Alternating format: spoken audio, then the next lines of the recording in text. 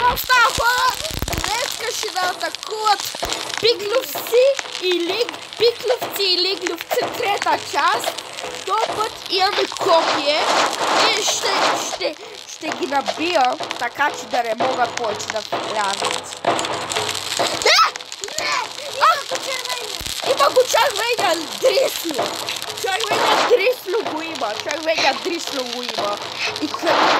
И шибаната камина ще изгаси. Стига ревай, типекта по дете. Ето го червения Дрисло. Ето го Дрислото. Абе, дете, къде бягаше, човек? Убих Дрислото. Кая? О! Бързай! Вики! Ще убия пиклото.